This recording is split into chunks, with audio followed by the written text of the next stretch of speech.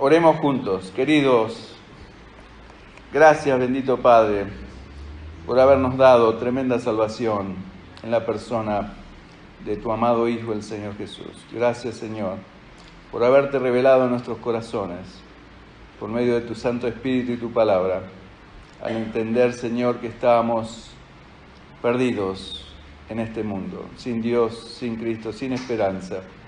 Y gracias, Señor, que has venido a traernos esperanza, una esperanza viva, una esperanza que nunca deja de ser y que se trasciende a la eternidad misma, a la presencia misma tuya, Señor, y que sobrepasa los umbrales de esta tierra, de esta existencia física en la cual estamos.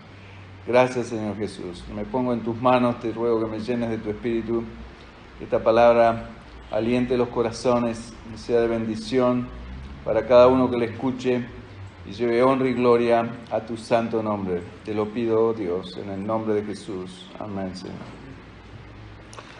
Bueno, hoy les traigo una palabra de aliento, ¿no? De exhortación también, porque exhortación es aliento, no sé si sabían. No es dar palos, sino que es al contrario, alentar a las personas. Eso es exhortar. Exhortación en amor. Y Dios siempre nos exhorta de esa manera para que, como decía el hermano Abelardo, no para destruirnos, sino para alertarnos del peligro que hay delante nuestro. Y el propósito de Dios siempre es para bien, indudablemente. Pero dentro de ese bien también hay advertencias claras, firmes y directas, como la que leyó el hermano en Isaías capítulo 1, esos versos realmente serios, donde Dios toma cuenta de los pecados de su pueblo y los exhorta a que se arrepientan y vuelvan a Él. Y esa es siempre la exhortación de Dios. Dios no quiere, como empieza ese precioso libro de Isaías, no quiere destruir. Si oyereis y os convirtiereis y quisiereis, seréis bendecidos. Pero si no, lamentablemente viene lo opuesto, ¿no es cierto? Pero el propósito y el corazón de Dios es siempre, absolutamente siempre, para bendecir a toda persona. Y yo quisiera hablar hoy un poquito de una serie de milagros que hizo el Señor Jesús y cuáles son los propósitos de esos milagros. Y es interesante ver que el Señor no era como los evangelistas o evangelistas, como le dice un hermano querido, modernos, que buscan el sensacionalismo, ¿no es cierto? Sino que el Señor Jesús fue caracterizado por una tremenda humildad y un tremendo deseo de no buscar su propia gloria, sino buscar la gloria de aquel que lo había enviado, quien era su Padre amado, y hoy es nuestro Padre, por esa obra tremenda que Jesús hizo a nuestro favor. Y ustedes saben que nadie en el antiguo pacto se hubiese atrevido a llamar Dios Padre. Nosotros tenemos ese tremendo privilegio, no somos conscientes de lo que significa llamar a Dios. Por eso Juan dice, mirad cuál amor nos has dado el Padre para que seáis hechos hijos de Dios.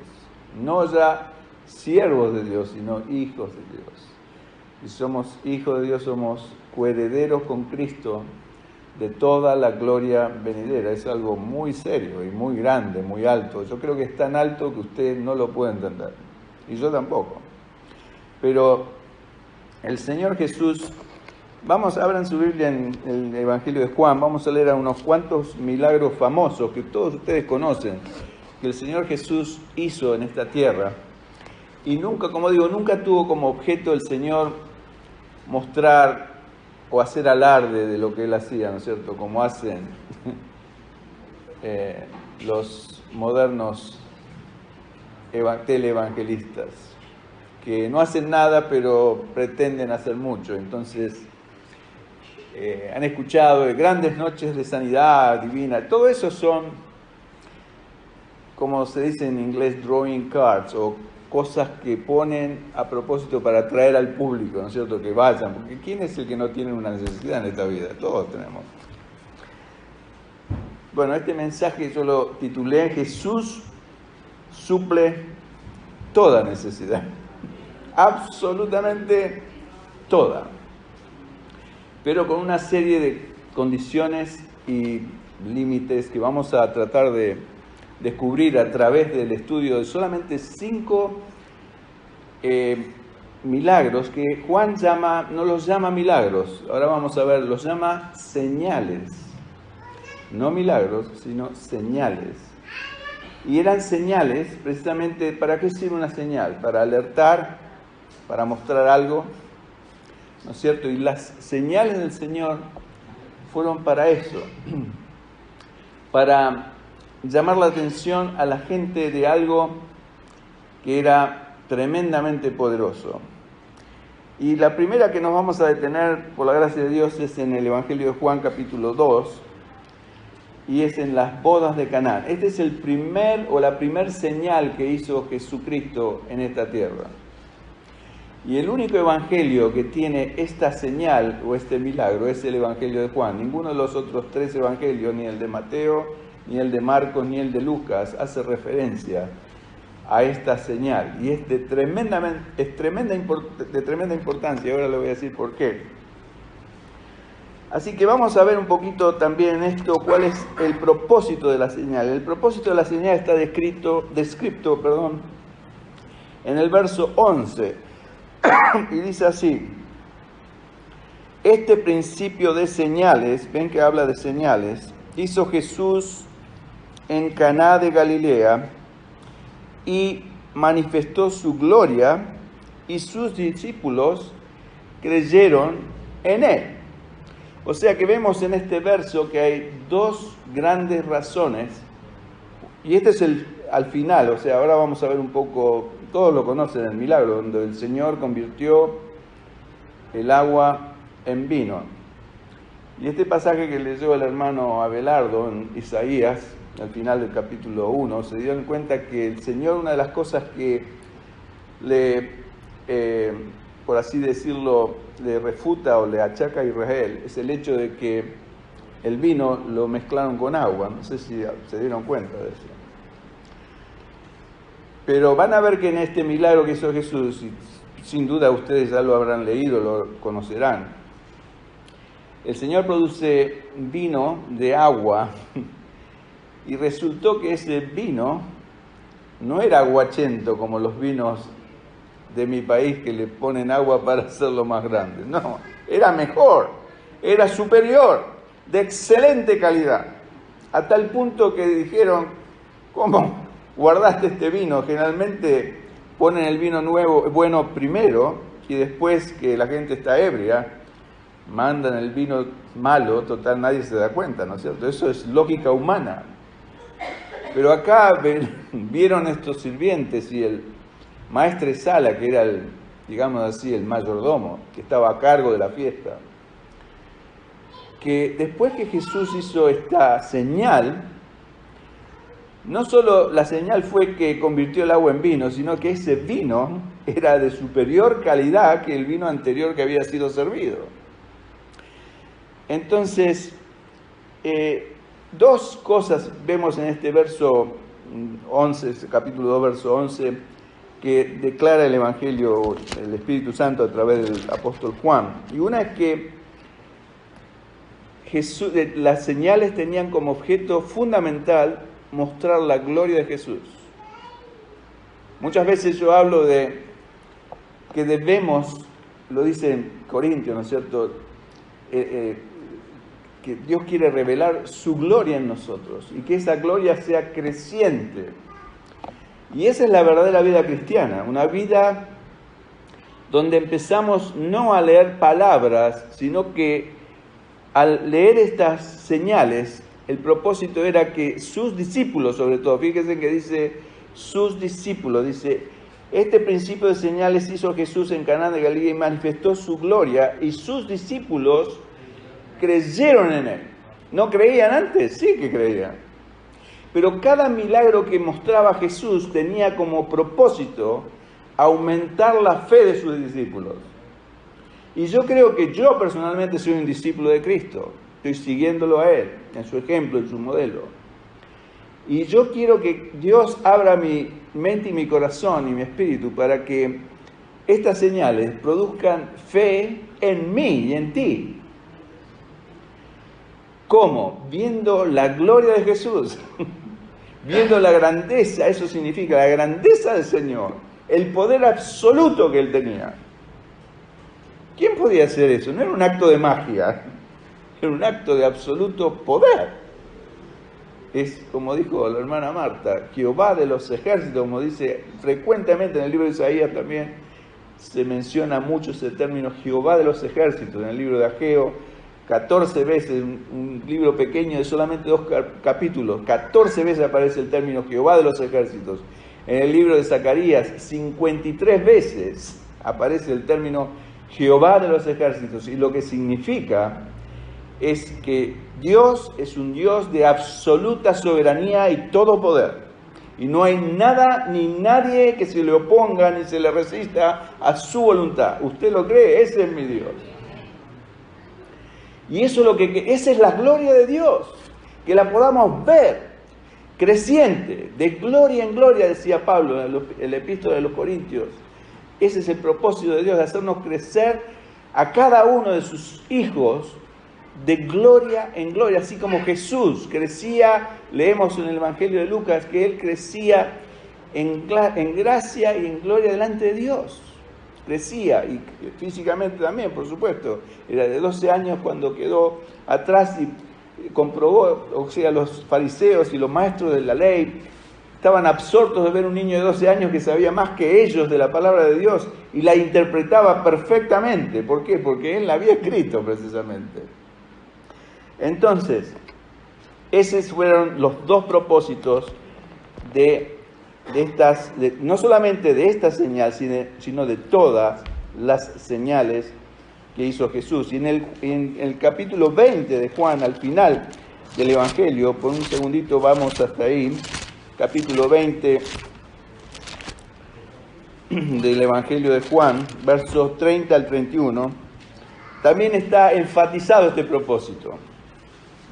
Y dice así: hizo además Jesús muchas otras señales en presencia de sus discípulos. Se dan cuenta que siempre las señales eran sobre todo para que sus discípulos vieran, no para impactar a los incrédulos, sino para hacer que sus discípulos tuvieran más fe y más confianza en Él. En otras palabras, y desarrollar y demostrar su gloria. En otras palabras, lo que yo estoy diciendo, esto es un hombre que tiene el poder de Dios sobre él. Es Dios mismo. Porque nadie podía hacer estas señales, como dice en otra parte, si Dios no estaba con él. Dice: hizo además Jesús muchas otras señales en presencia de sus discípulos, las cuales no están escritas en este libro, en el Evangelio de Juan. Pero estas, o sea, las señales, se han escrito ¿para qué? Para que creáis que Jesús es el Cristo. ¿Qué quiere decir el Cristo? El ungido de Dios, el enviado de Dios, el único que podía hacer esa obra perfecta de venir a esta tierra y terminar con el pecado. Era el único, no había ninguno de nosotros en que Dios nos pusiera a toda la humanidad entera y la sacrificara en holocausto para perdonarlos. No podría hacerlo, tenía que ser un hombre perfecto. Por eso vino Jesús y por eso es el Cristo, el Hijo de Dios, ¿se da cuenta? No un hombre cualquiera. Y para que creyendo tengáis vida en su nombre, no una religión, vida.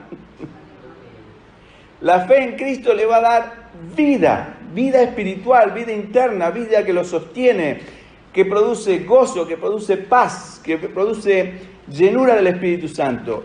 Y esta señal, uno puede decir, ¿cómo puede ser que la primera señal que hizo Jesús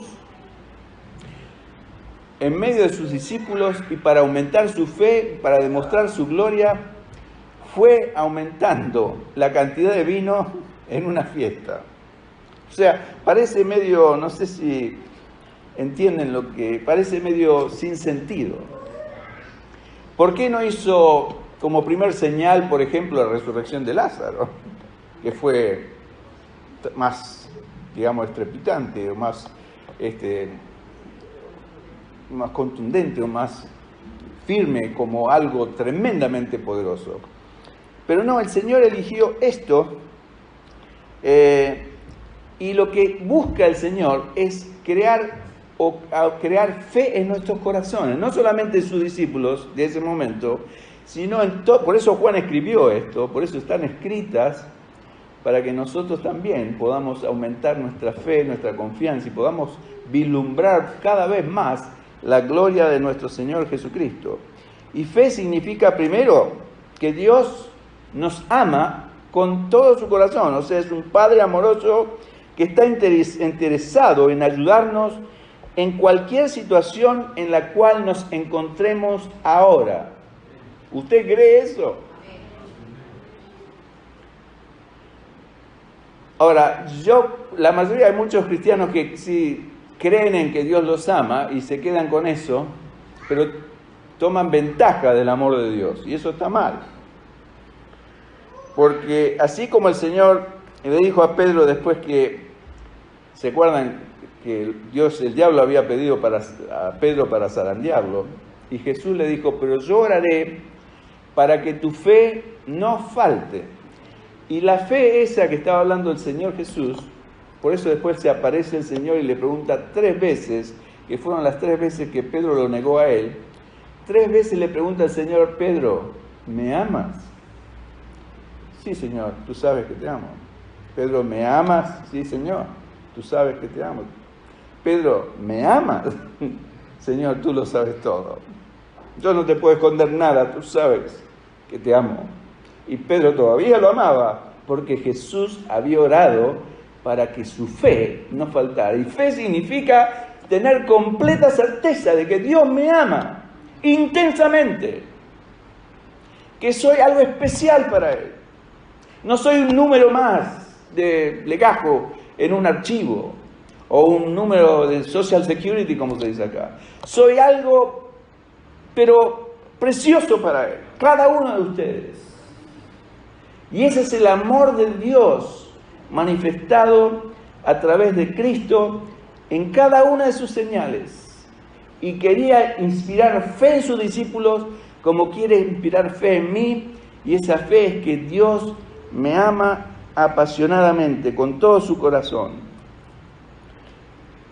Lo que hizo por otros, dice la palabra, también lo hará por mí. Eso es lo que quería decir Jesús. O sea, cuando Jesús hacía un milagro, los discípulos veían su tremenda misericordia por la gente, ya sea porque Jesús se compadecía. ¿Se acuerdan del relato? No lo quiero leer todo porque si no, no me va a dar el tiempo, pero vinieron a decirle que se había acabado el vino. Y esto es un dato muy importante para tener en cuenta. Y van a notar que cada uno de estas señales o milagros no ocurren cuando falta el vino, cuando queda poco. ¿Cuándo es que ocurre? Cuando no hay más vino. Cuando el vino se terminó. Recién ahí lo fueron a buscar a Jesús. Y recién ahí se acuerdan, casi todos los milagros que hizo Jesús pasan siempre en el momento más desesperante y más crucial. ¿Por qué? ¿Se acuerdan cuando Jesús estaba durmiendo en la proa de la barca y los discípulos estaban tratando con todas sus fuerzas de mantener la barca para que no se hundiera? Y ya a último momento, cuando veían que se hundían, lo fueron a despertar a Jesús. Y Jesús los reprendió por su incredulidad. Falta de fe. Porque el Señor estaba siempre ahí. Y así somos nosotros. A veces no buscamos al Señor hasta que el agua no nos llegue al cuello, hermanos. Mientras nosotros nos podemos arreglar por nuestras fuerzas, quiere decir que todavía tenemos vino y nos la podemos arreglar nosotros. Y el vino viejo que hace manifiesto en esta señal significa el vino que era producido por el esfuerzo humano, la ley, ¿no es cierto? El esfuerzo de lograr guardar la ley de Dios. Así bebían los israelitas. Y el vino viejo significaba literalmente cómo se produce un vino, ¿no es cierto?, a través de esfuerzo, ¿no es cierto? En la antigüedad tenían que poner las uvas en un lugar, en un piletón o lo que sea, se llamaba trapiche, y ahí se ponían las personas a pisar las uvas hasta que las rompían y producían líquido, y ese líquido en el futuro iba a transformarse en vino después del proceso de fermentación. Pero era todo un esfuerzo humano. Y mientras yo creo que me las puedo arreglar sin llamar al Señor, estoy haciendo uvas, estoy haciendo el vino, aplastando uvas yo, ¿me entiende? Pero cuando el Señor hizo el vino nuevo, era distinto, era de mayor calidad y era abundante. Ustedes saben que acá dice que había 6 tinajas de agua y cada tinaja de esa tenía aproximadamente 100 litros. Si eran 6 tinajas, ¿cuántos litros convirtió el Señor en vino? 600 litros de vino. ¿Qué les parece? ¿Alcanzará? Y esto nos muestra otra cosa del Señor. Que el Señor es no solamente amoroso y nos ama apasionadamente, sino que es tremendamente magnífico con nosotros. No nos da una cucharadita de vino, nos da una tinaja llena de vino, de 100 litros de vino. Y eso significa la vida bajo el poder del Espíritu Santo. El vino hecho por Dios mismo, que en un segundo convirtió esa agua en vino. Y en un segundo, cuando tú estás realmente en una situación desesperante, y esto significa cuando tu vino viejo ha cesado, ahí recién se va a manifestar el Señor. Y en un instante el Señor tiene el poder absoluto. Si tú vienes a Él reconociendo la necesidad, Señor, se me acabó el vino. Como esta gente, se me acabó la alegría, se me acabó el gozo, se me acabó la paciencia, se me acabó el amor, la misericordia. Se nos acaban tantas cosas, constantemente. A mí, no sé a ustedes. Y uno trata por todos los medios de agradar al Señor, de servir al Señor, pero uno, sin darse cuenta, está bebiendo ese vino viejo producido con el esfuerzo humano. Soy yo tratando de agradar al Señor, de cumplir su palabra, de obedecer su mandamiento, pero con mi fuerza. Y el Señor está esperando a que mi vino se acabe. Recién cuando se acabe mi vino, el Señor en un instante convierte esa agua o esa vida aguachenta en vino sublime de alta calidad. Todo lo que Dios quiera realizar a través de mi vida, lo va a poder lograr porque así como Dios lo hizo con Jesús, también lo hará conmigo y contigo, si es tu deseo. Y vemos una promesa tremenda en Juan 17:23, cuando el Señor ora por sus discípulos. No lo busquen, que yo se los leo. Dice, Jesús dice esta frase, yo en ellos y tú en mí, para que sean perfectos en unidad. Y esto nuevamente marca la tremenda importancia. Y el Señor hace énfasis en la unidad del cuerpo, de su cuerpo, de su iglesia. Para que sean perfectos en unidad, para que el mundo conozca que tú me enviaste y que los has amado a nosotros, como también a mí me has amado. O sea que el Padre a mí me ama, no sé a usted, con la misma intensidad que amó a su primer Hijo Jesucristo. ¿Usted sabía eso? Yo si escucho eso por primera vez, como yo lo entendí por primera vez y recibí luz, yo me puse muy contento. No sé usted. Yo no veo a nadie contento acá. Dios te ama a ti con la misma intensidad que ama a su Hijo Jesucristo. ¡Aleluya! ¿Quiere más amor que ese? Mirad cuál amor nos ha dado el Padre, que nos dio a su Hijo. A mí, a nosotros. A un hijo que amaba, que estuvo siempre en el seno del Padre, quiere decir que el Padre lo tenía guardado en su seno y Él lo dio. Y desinteresadamente el Señor, como hemos visto el sábado pasado, dejó su gloria, dejó a su Padre, la gloria eterna, para venir a buscarnos a cada uno de nosotros y hacernos también a nosotros hijos de Dios e hijas de Dios. Y Dios ahora nos ama a cada uno de nosotros con la misma intensidad que amó a Jesús. Y lo que hizo por Jesús lo va a hacer por cada uno de nosotros, porque el amor es el mismo. Las condiciones son también las mismas. Él espera que yo ame a Él con la misma intensidad que lo amó el Señor Jesús. Y yo estoy muy lejos de eso, no sé usted. Y que mi vida y mi propósito en esta vida sea obedecer la voluntad de mi Padre que me ha enviado, como Jesús dice en ese capítulo también 17, así como tú me has enviado, yo los he enviado a ellos. O sea que Jesús nos envía a nosotros de la misma forma que el Padre lo envió a Él. Estas señales fueron hechas para demostrarnos que no hay problema que el Señor no pueda resolver en cada una de nuestras vidas.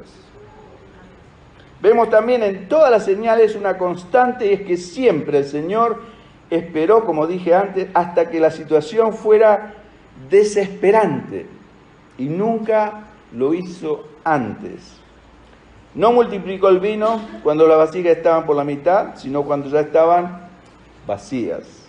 O sea que Dios espera hasta ponernos en una situación en la que perdamos toda esperanza en nuestras posibilidades personales en arreglar esa situación. La pregunta que yo les hago a ustedes, ¿han llegado a esa instancia en sus vidas donde dijeron, Señor, yo no puedo con esto? Es demasiado para mí. Este trabajo, esta vida, o este esposo, o esta esposa, es demasiado para mí. ¿Has llegado a un fin de ti mismo en algún tipo de situación en tu vida? Si no, va a tener que seguir esperando el Señor y usted. Porque, ¿entienden por qué? Porque Dios espera, el Señor espera a que la situación sea desesperante para hacer un milagro. No solamente eso, espera que las personas lo reconozcan, así como estos maestresalas fueron y dijeron, Señor, se acabó el vino. Y Dios está esperando que usted diga lo mismo, se me terminó el vino, se me terminó el gozo, se me terminó la paz, se me terminó lo que yo tanto busco y anhelo y necesito. El Señor puede darnos una cantidad ilimitada de vino nuevo, como lo hizo en esta situación, una vez que reconozcamos que estamos completamente vacíos, como esas tinajas, e imposibilitados de dar de beber a los invitados. Y fíjense en que siempre los milagros de Jesús fueron hechos para bendecir no a Jesús que los hacía, sino a los demás, a los invitados en este caso, en esta situación. Esto incluye nuestra vida personal, matrimonial, familiar, ministerial, etc. Toda su vida está enfocada para Dios en este mismo sentido. Y Dios espera que cada uno de nosotros seamos honestos. Y si hemos estado tratando duramente, Dios no nos va a recompensar por cuán duramente tratamos. No, lo que está haciendo el Señor es esperar que nos demos cuenta que se nos terminó el vino. Y eso puede decir muchas cosas. Se me está terminando la vida, se me está terminando la salud, se me está terminando el empleo, se me está terminando la renta y me tengo que mover a otra casa, lo que sea. Por eso digo, cada uno de nosotros tiene una situación y un problema difícil, o varios. Bueno, el mensaje es que Jesús suple toda necesidad. Y si usted ve una constante en todos los milagros que hizo Jesús, fue esta. No hay cosa complicada que Jesús no pueda solucionar en un instante. Llámese salud, sobre todo, o falta de vino, como en este caso. Y si reconocemos en cada una de estas áreas, ya sea en nuestro matrimonio, por ejemplo, nosotros muchas veces pensamos, voy a tratar de ser un mejor esposo. Yo traté muchas veces y siempre fallé. Y hasta que no fui honesto y le dije, Señor, se me acabó el vino con esto. Yo no lo puedo. El Señor ahí viene y me cambia ese vino viejo y me da el vino nuevo de Él, que es la llenura del Espíritu, para hacer frente a esa situación. Si reconocemos en cada una de estas áreas que nuestro vino se ha acabado, recién allí nos enfrentamos con la verdad y es allí donde el Señor recién puede obrar en nuestras vidas. Esto es muy importante que lo entiendan. No es un dato anecdótico para que ustedes se llenen el intelecto. Es importante que usted lo entienda y lo aplique a su vida. Y se pregunte a usted mismo, este problema que yo tengo ahora, que usted sabe cuál es, ¿significa que se terminó el vino realmente? O sea, que yo no tengo recursos para solucionarlo y vengo al Señor completamente humillado y sincero de corazón y digo, Señor, se me terminaron los recursos, se me terminaron las ideas, no sé cómo enfrentar esta situación. Recién ahí el Señor va a poder obrar. No una vida de vino hecho por esfuerzo humano, pisando las uvas, como dije, bajo el sol radiante para producir un vino de inferior calidad, sino aquel vino que es producido por Dios mismo, con una calidad y cantidad muy superior, ¿no es cierto? Se imaginan 600 litros de vino. Y esto nos llama a otra reflexión, que el Señor no es mezquino. Cuando nos da en abundancia. Muchas personas piensan que Dios es injusto porque yo oro por... Muchas personas me han dicho esto, no acá, en otro lado. Hermanos, yo oro por la llenura del Espíritu Santo y que Dios me llene de su gracia, de su paz, pero esperan algo, como le puedo decir, un toque mágico de que Dios de golpe le vuelva la vida rosa, y eso no va a ocurrir, porque en nuestras vidas Dios exige la renuncia a mis derechos, a mis, digamos así, placeres personales para hacer la voluntad de Dios. Eso es fundamental en la vida cristiana. Y todo cristiano debe andar en ese camino. Ese es el camino angosto que Jesús nos abrió. Hay una puerta angosta, que es la salvación, la cual me tengo que humillar y reconocer que soy un pecador, que merezco ser exterminado por Dios, fulminado, y recibo la gracia de Dios a través del sacrificio de Cristo, recibo el Espíritu de Dios, pero después hay un camino angosto que debo seguir. Y lamentablemente la mayoría de los cristianos se quedaron trabados en la puerta y no siguen el camino. Por eso digo que confían en un Dios de gran amor, como yo lo acabo de exponer, y lo cual es cierto, pero se olvidan que también el Señor tiene sus demandas y requisitos y condiciones para respaldarnos. Y eso también es tremendamente importante. Y una de las cosas es nuestra mezquindad. ¿Usted es mezquino? Yo le pregunto a ustedes. Somos todos mezquinos, todos, sin excepción. Somos todos mezquinos, de una manera o de otra. Pero Dios no es así, la naturaleza de Dios es dar en abundancia. Y pensamos, como nosotros somos mezquinos, que Dios es igual que nosotros y tenemos miedo de cuando Dios nos da con mezquindad. O sea, bueno, te doy un poquitito. No, no es así como da Dios. Y este milagro habla de eso. Dios nos multiplicó y dice, bueno, le voy a dar 6 botellas de vino para probar cómo, si ustedes creen en mí. No. Fueron 6 tinajas de 100 litros cada una. Yo creo que debe haber sobrado vino después de la boda y los dueños de casa lo pudieron haber vendido y hacerse ricos inclusive con tanta cantidad de vino. El Señor nos da en abundancia, lo que contrasta con nuestra mezquindad.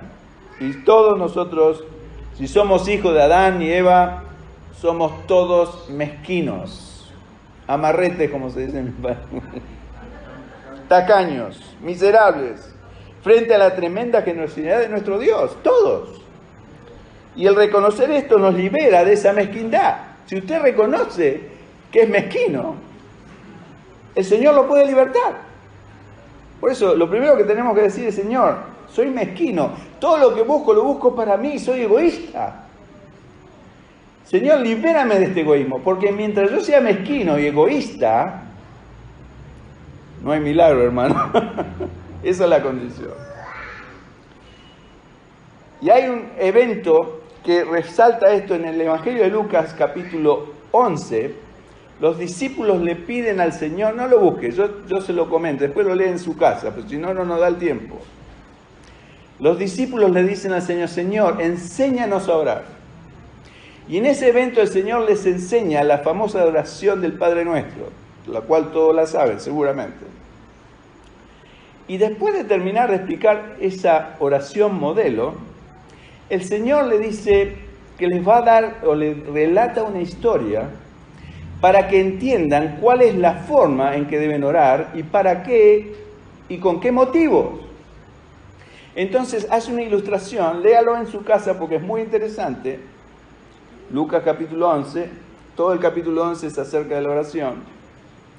Los primeros creo que 5 o 6 versículos hablan del Padre Nuestro y después el Señor, creo que del versículo 5 en adelante, empieza a hablar de esta historia que les voy a relatar brevemente.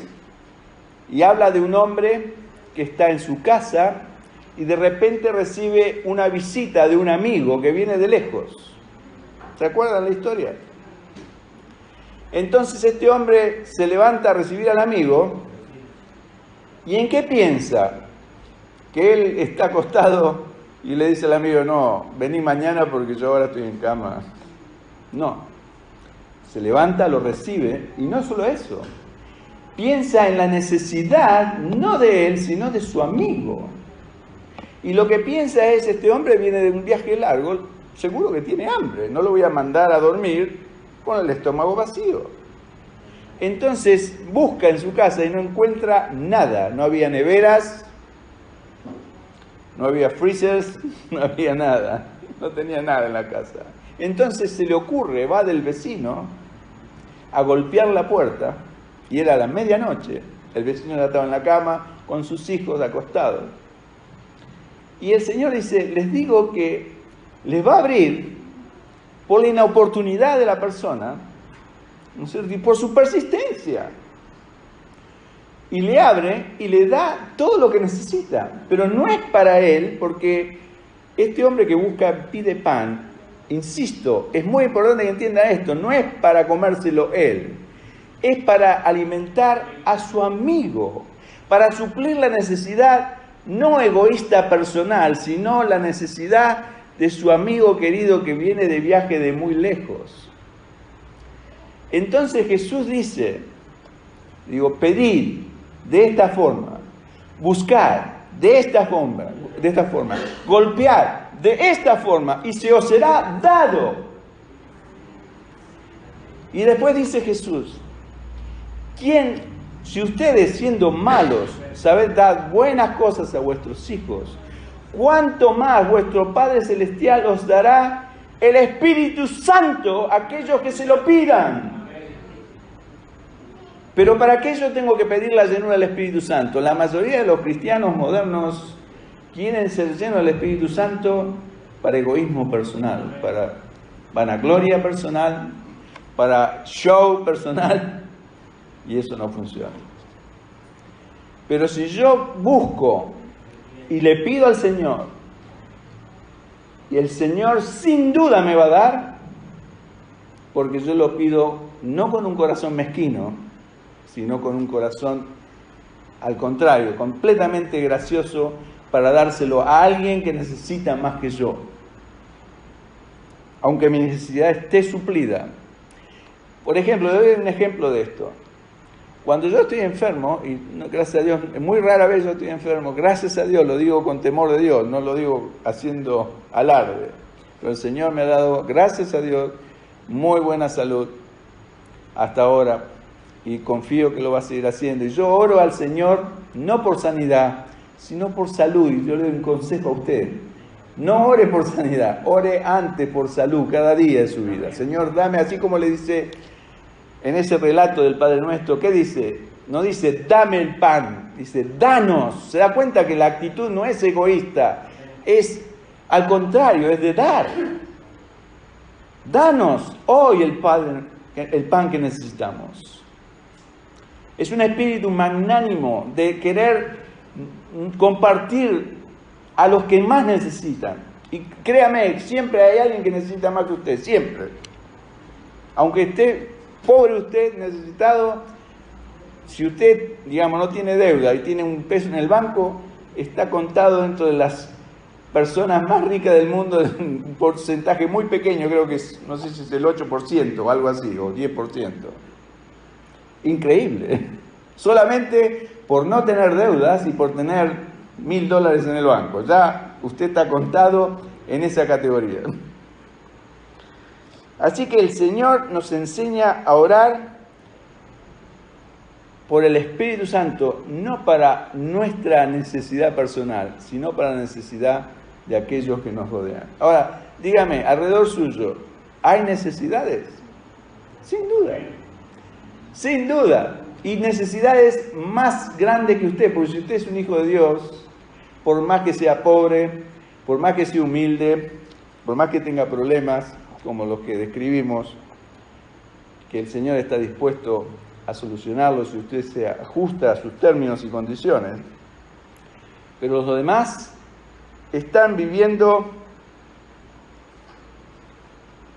constantemente atormentados por espíritus inmundos, constantemente atormentados por el miedo, por la inseguridad, que es creciente y escalante en este mundo. Lo que va a pasar mañana, como dice el Evangelio de Lucas, que la gente va a perder el aliento por el temor a lo porvenir. No saben lo que va a pasar. Y va a desfallecer los corazones por eso. Y estamos ya viendo esta realidad. ¿No pensamos que los cristianos estamos rodeados de gente con tremenda necesidad? Yo creo que sí. Desanimados, atormentados por el diablo, procurando por lo que puedan pasar, preocupados por lo que puedan pasar. Y cada milagro de Jesús fue hecho para bendecir a los demás. Y aprendamos pues este principio importante, que cuando llegamos al final de nosotros mismos es allí donde el Señor recién se glorifica.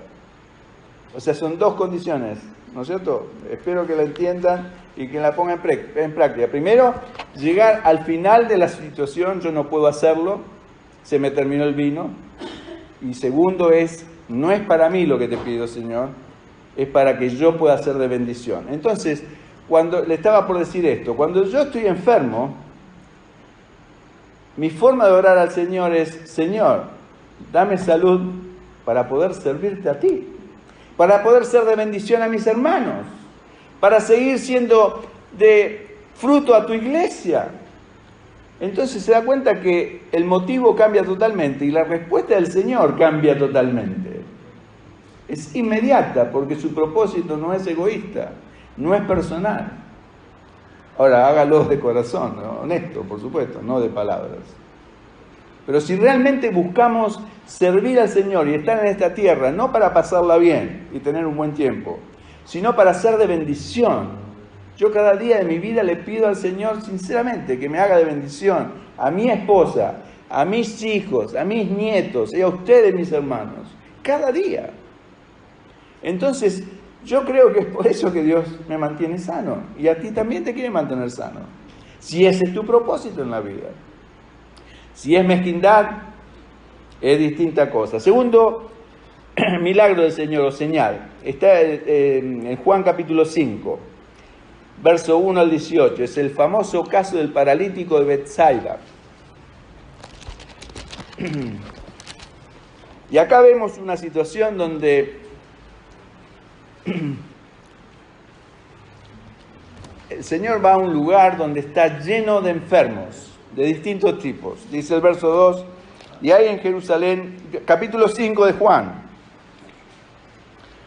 y hay en Jerusalén, cerca de la puerta de las ovejas, un estanque llamado en hebreo Betesda, el cual tiene 5 pórticos. En estos yacía una multitud de enfermos, ciegos, cojos, paralíticos, que esperaban el movimiento del agua, porque un ángel descendía en tiempo al estanque y agitaba el agua, y el que primero descendía al estanque después del movimiento del agua, quedaba sano de cualquier enfermedad que tuviera. Y había allí un hombre que hacía 38 años que estaba enfermo. Cuando Jesús lo vio acostado y supo que llevaba ya mucho tiempo así, le dijo, mire lo que le pregunta Jesús, ¿quieres ser sano? Señor, le respondió el enfermo, no tengo quien me meta en el estanque cuando se agita el agua. En otras palabras, se le había terminado el vino hace tiempo a este hombre. Y entre tanto que yo voy, otro desciende antes que yo. Jesús le dijo, levántate, toma tu lecho y anda. Y al instante aquel hombre fue sanado y tomó su lecho y anduvo y haría de reposo, etcétera, etcétera.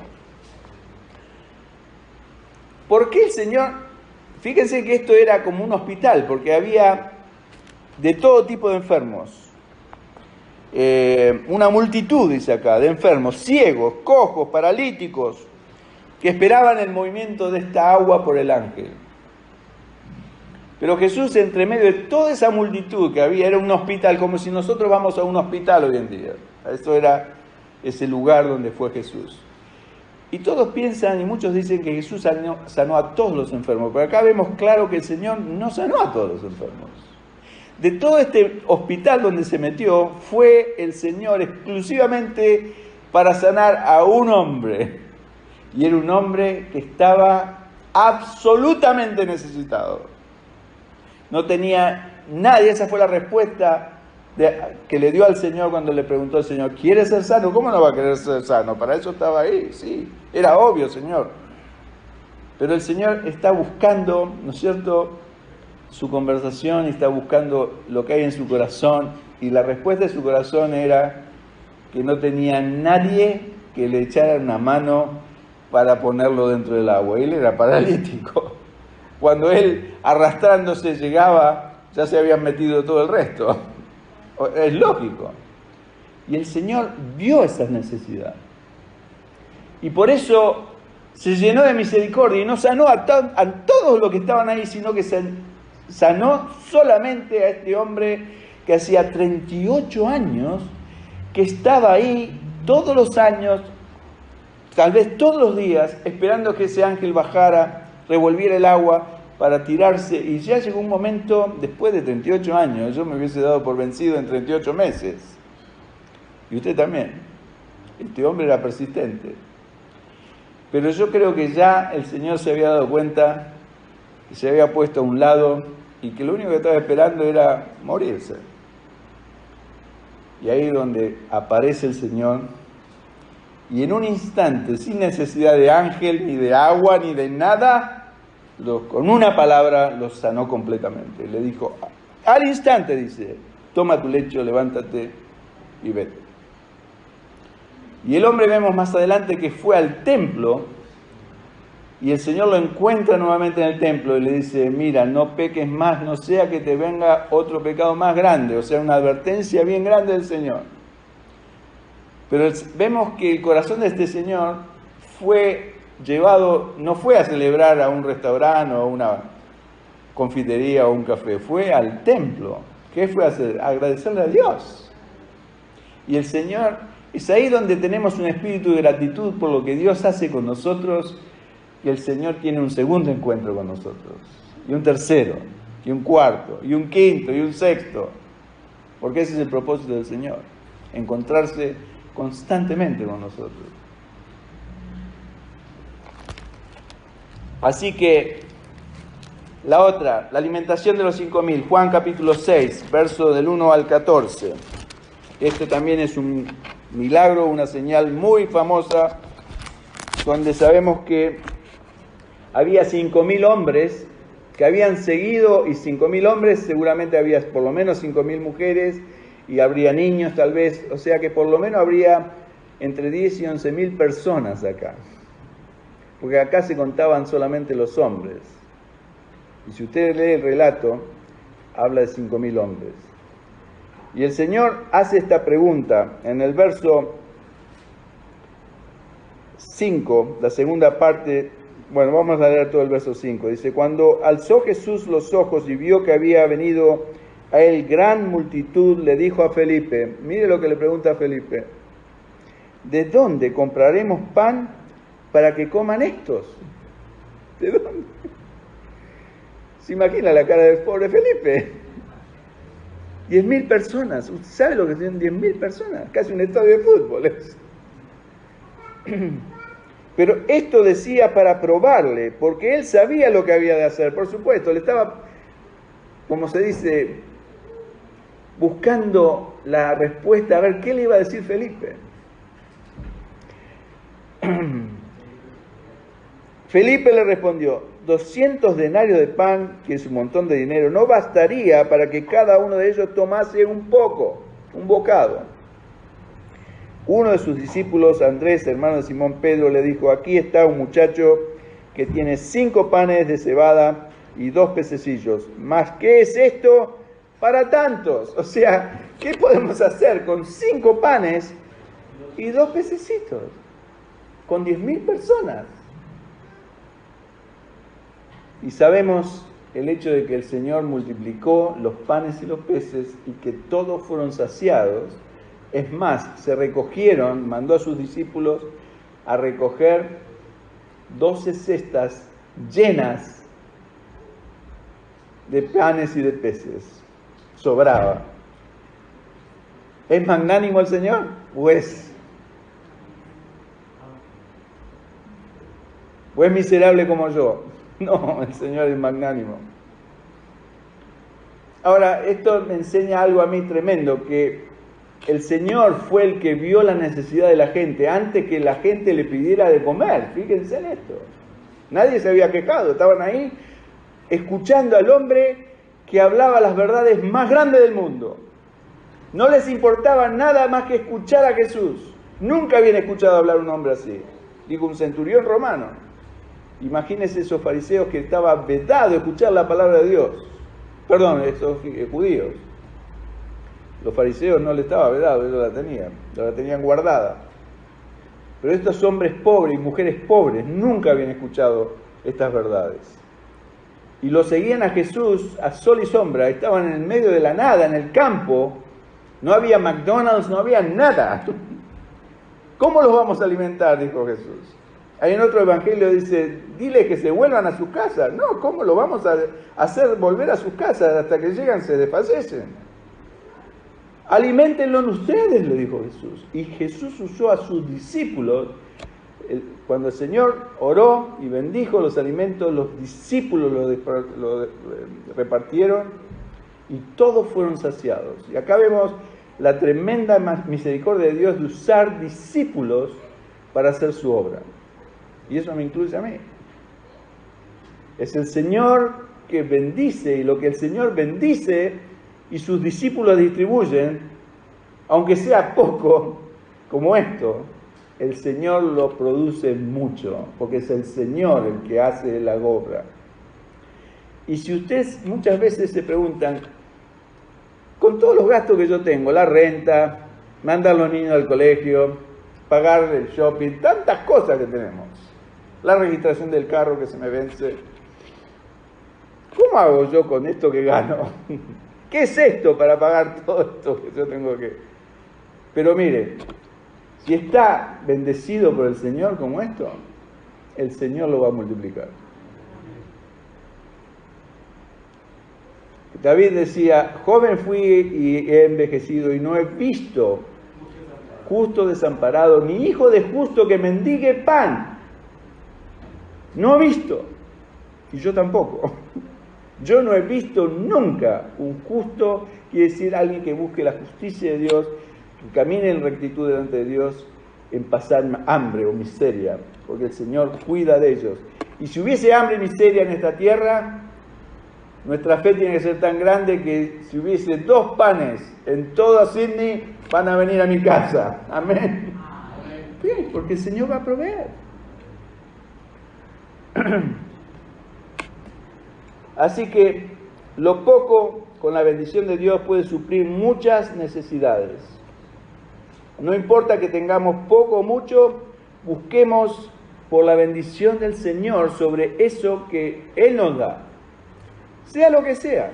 A veces tenemos mucho, bueno, como decía Pablo, he aprendido a tener mucho y he aprendido a vivir con poco. De las 2 cosas he aprendido. Aquí y la última, o la anteúltima, resurrección de Lázaro, yo creo que va a ser la última. La resurrección de Lázaro en Juan capítulo 11 es tal vez la más notable, la más choqueante, por así decirlo. Y es muy largo porque todo el capítulo 11 prácticamente habla de la resurrección de Lázaro y no me voy a detener porque no me da el tiempo. Pero tanto como pensemos que aún estamos, ¿se acuerda que Lázaro pasó por 2 etapas? Cuando le fueron a avisar al Señor, al principio del capítulo 11, dice, leo este pedacito, capítulo 11, verso 1, estaba entonces enfermo uno llamado Lázaro de Betania, la aldea de María y de María su hermana. Enviaron pues, verso 3, las hermanas para decir a Jesús, Señor, he aquí el que amas está enfermo.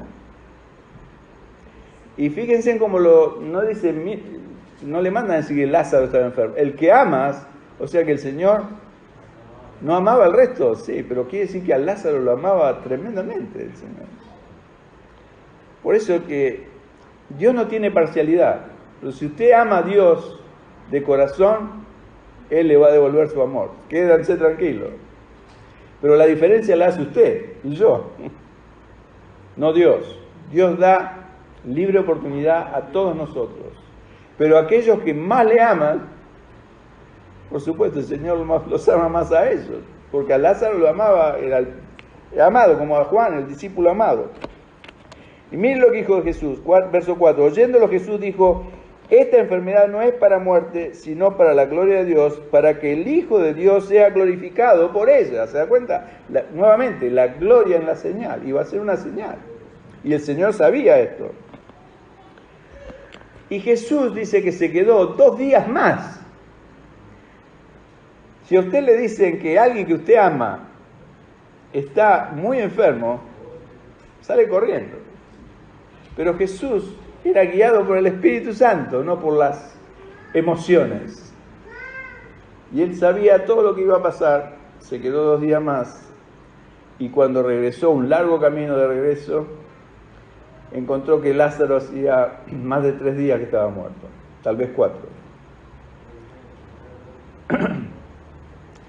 Entonces, el Señor esperó a que Lázaro estuviese...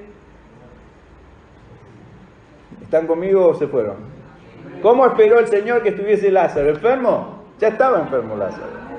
Que estuviese muerto. O sea, y esto es exactamente lo mismo. No sé si pueden ver la misma... Hay una clave acá. Dios espera que el vino se acabe, que el barco se esté hundiendo, que Pedro se hunda en el agua, o que Lázaro esté muerto para empezar a orar. O sea que si su vida todavía está usted enfermo, todavía no llegó el tiempo para el Señor, hombre. Usted tiene que estar muerto como Lázaro, de 3-4 días. Y ahí viene el Señor y se manifiesta en su gloria y hace lo que nadie puede hacer. Solamente Él lo puede hacer, con su poder. Último, y con esto terminamos, la pesca milagrosa en Juan 21. Jesús se aparece en escena recién acá. Varias veces yo hice alusión a este pasaje en Juan 21. Después de la resurrección de Jesús, Jesús había sido muerto y resucitado. y los discípulos se habían ido a pescar, ¿se acuerdan? Y eran hombres pescadores profesionales. Y el Señor se le aparece en el verso 4, capítulo 21, verso 4, dice: cuando ya iba amaneciendo, se presentó Jesús en la playa. O sea que los dejó toda la noche, que estuvieran esforzándose en tratar de pescar, hombres pescadores profesionales. Y les dijo: hijitos, ¿tienen algo de comer? Parece que el Señor los estaba cargando. Muchachos, ¿tienen algo de comer? Miren la respuesta. Le respondieron: no, nada, ni un pececito, ni una anchoita, nada. Y mire lo que le dice el Señor. Le dijo: echad la red a la derecha de la barca y hallaréis. Entonces le echaron y ya no la podían sacar por la gran cantidad de peces. Se da cuenta que la clave de todas estas señales es la misma. Cuando llegaron al fondo, a tocar fondo, ahí recién se manifiesta la gloria del Señor, la gracia del Señor, y hace el milagro. Así que la pregunta para nosotros, y termino, y discúlpenme que me extendí un poquito: ¿cuánto tiempo hemos estado intentando deshacernos de algunas de nuestras pecados o pecadillos o malas costumbres? Como nuestro mal carácter, nuestra ansiedad, nuestros miedos, nuestra lujuria o nuestra mala lengua. ¿Estamos enfermos tratando de recuperarnos por nosotros mismos, o estamos muertos? Si estamos todavía tratando, el Señor tendrá que esperar para sacarnos de la situación. ¿Entienden el problema? Para llenarnos la barca de peces y las tinajas de vino. Y esto siempre para bendecir a otros y nunca para guardárnoslo para nosotros. Sino el Señor, cuando nos da y nos da en abundancia, es para, y esto es tremendamente importante también, hermanos, no en forma egoísta. Hay mucho egoísmo en el cristianismo moderno. Y el Señor no es egoísta. Al contrario, todo lo contrario. Ustedes ven que todo lo que hizo Jesús fue para bendecir a los demás, nunca para buscar algo para sí mismo. Y espera lo mismo de cada uno de sus siervos. Oremos al Señor. Gracias, Padre, por tu palabra, por estos ejemplos maravillosos que tú has demostrado, Señor Jesús, manifestando estas señales para demostrar tu gloria y despertar fe en tus discípulos. Y Señor, te ruego que despiertes fe en cada uno de mis hermanos y en mí mismo, Señor, para creer que tú eres todopoderoso, que eres un Dios lleno de compasión, de misericordia, y que eres magnánimo. No nos das en pequeñas medidas, sino en abundancia, y esperas que nosotros también seamos con manos abiertas, así como fueron las tuyas en esa cruz, donde estaban abiertas para dar tu vida por esta generación mala y perversa que habita sobre esta tierra. Gracias, Señor, por tu disposición siempre a bendecirnos. Te bendecimos, te alabamos en el nombre de Jesús. Amén.